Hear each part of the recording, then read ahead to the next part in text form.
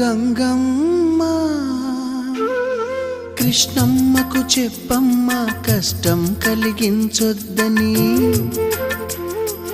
యమునకు చెప్పమ్మ సాయమునకు వెనకాడొద్దని,